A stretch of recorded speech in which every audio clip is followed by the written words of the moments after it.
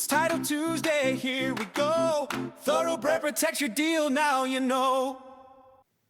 Hi everyone, welcome back to Title Tuesday. I'm Eric, the president of Thoroughbred Title. Last week we talked about filed maps and how subdivision maps define the layout of many residential properties. This week we're going to talk about restrictive covenants, rules that can run with the land and affect how a property may be used. Restrictive covenants are private agreements recorded in the public record that place certain limitations or requirements on how a property can be used.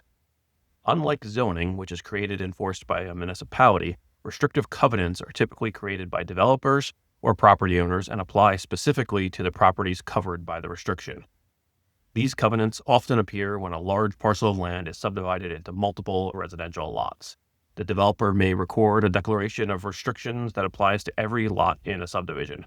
Common examples include rules about minimum house size, architectural standards, restrictions on commercial use, or limits on further subdivision.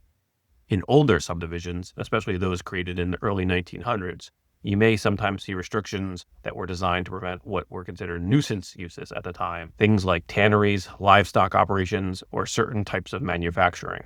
These were intended to preserve the residential character of the neighborhood when it was first developed. Occasionally, historic documents may also contain discriminatory restrictions that were unfortunately common in earlier eras. While those provisions may still appear in older recorded documents, they are unenforceable today under federal and state law.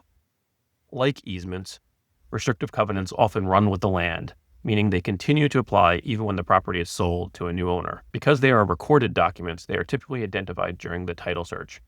Understanding these restrictions matters because they can affect how a property may be used, improved, or developed. We'll see you next week for another Title Tuesday, where we'll talk about encroachments, what happens when structures cross property lines. Connect with Thoroughbred Title at tbtitle.com. Find us on YouTube, Instagram, Facebook, and LinkedIn. Links are in the first comment.